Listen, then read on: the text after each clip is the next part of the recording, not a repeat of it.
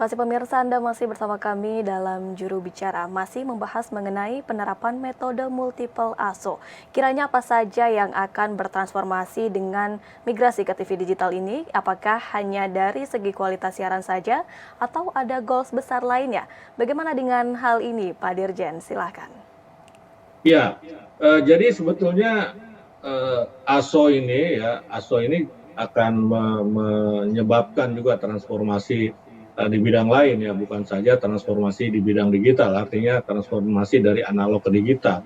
Tapi terjadi transformasi di bidang lain ya, terutama transformasi di bidang ekonomi misalnya begitu. Nah, ini kan kita juga tahu bahwa sekarang ini kan terjadi kompetisi antara dunia digital dengan media-media konvensional seperti televisi.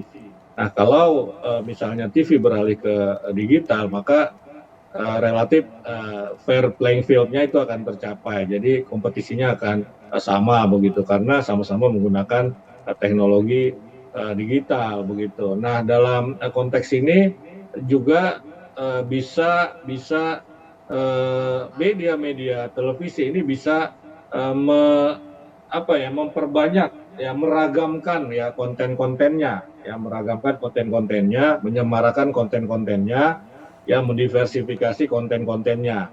Nah, kalau tidak bisa, misalnya karena keterbatasan, tentu saja ini kanal-kanal yang ada di TV digital. Jadi satu MUX itu bisa memuat 12 sampai 16 siaran. Nah, ini kan kanal-kanalnya bisa diisi oleh siapapun, misalnya oleh TV daerah, ya TV komunitas, bahkan konten provider independen. Ya, mereka bukan cuma bikin konten untuk media sosial, tetapi bisa juga sekarang untuk TV. Nah, ini kan akan mendorong pergerakan ekonomi, begitu kan? Ya, karena TV bisa menyemarakan program-programnya, mendiversifikasi programnya sehingga masyarakat punya pilihan, begitu. Nah, itu salah satu yang bisa kita lihat, dan karena itu ya harus ada transformasi siaran kan di stasiun televisi, tadinya yang bersifat seragam menjadi yang sifatnya beragam sehingga publik punya lebih banyak pilihan ya, kira-kira seperti itu salah satu transformasinya. Jadi ini sebetulnya dalam konteks ini sebetulnya untuk kepentingan industri juga begitu, bukan untuk kepentingan pemerintah. Tetapi bukan pemerintah tidak punya kepentingan, punya juga begitu ya. Tetapi yang paling penting adalah bahwa ini pun sebetulnya positif ya buat perkembangan industri televisi di Indonesia begitu. Baik, hal ini menjadi positif untuk perkembangan televisi di Indonesia, kemudian juga akan menimbulkan transformasi salah satunya di bidang ekonomi begitu. Kemudian Pak Dirjen, ini kurang dari 4 bulan, apa pesan yang dapat Bapak sampaikan kepada masyarakat dan juga kepada penyelenggara multiplexing di tenggat waktu yang sudah semakin padat ini, Pak? Iya, sebelum saya menjawab itu, tadi saya sampaikan ada juga kepentingan pemerintah di situ ya. Ada juga kepentingan pemerintah, yaitu apa? Nanti frekuensi yang ditinggalkan oleh stasiun televisi, yaitu frekuensi analognya itu yang 700 MHz dan 800 MHz, ini kan bisa kita sewakan ya kepada telco ya, perusahaan telekomunikasi ya, untuk handphone ya, untuk jaringan internet, untuk jaringan telekomunikasi, dan ini akan meningkatkan pendapatan negara bukan pajak atau PNBP.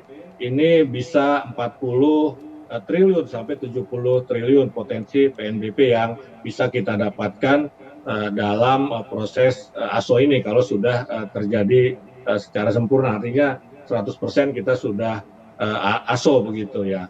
Dan dalam konteks ini ya saya juga mendorong ya, terutama ini stasiun televisi atau penyelenggara multiplexing untuk segera memenuhi komitmennya dalam menyediakan dan mendistribusikan set-top box kepada masyarakat miskin atau rumah tangga miskin ya, karena itu menjadi syarat ketiga, dan syarat ketiga itu yang sebetulnya yang masih menjadi kendala. Kalau syarat pertama, syarat kedua itu sifatnya teknis ya, bisa segera kita lakukan, tetapi yang persoalan adalah syarat ketiga, semua rumah tangga miskin itu sudah menerima set-top box. Nah, karena itu dalam hal ini saya mendorong ya, meminta ya bagaimana penyelenggara multiplexing atau lembaga penyiaran publik maupun terutama lembaga penyiaran swasta untuk menyediakan set-top box buat masyarakat miskin. Yang kedua juga saya meminta ya mendorong masyarakat juga untuk segera mempersiapkan segala sesuatunya untuk memasuki era TV digital. Misalnya tadi bagi masyarakat mampu, ayo kita beli set-top box yang harganya 150 sampai 200 ribu begitu. Nah, kalau yang lebih mampu lagi punya kelebihan uang lagi, ya bisa mengganti TV analognya dengan TV digital yang sekarang mungkin yang harganya 2 juta pun sudah ada begitu. Saya kira itu imbauannya, Bilkis. Baik, agar masyarakat untuk mempersiapkan memasuki era TV digital dan para penyedia set-top box ini untuk dapat segera mendistribusikan bagi yang membutuhkan, begitu Pak Dirjen. Terima kasih banyak Ya. Pak Dirjen telah berdiskusi, telah berdialog pada hari ini bersama kami dengan tema bersiap migrasi TV digital di depan mata. Terima kasih banyak Pak Dirjen. Oke, terima kasih. Ya, pemirsa, dengan demikian dialog kami bersama dengan Dirjen Informasi dan Komunikasi Publik Kemenkominfo Republik Indonesia, Bapak Usman Kansong, dengan tema bersiap migrasi TV digital di depan mata. Kita bertemu pada kesempatan berikutnya. Selamat malam dan sampai jumpa.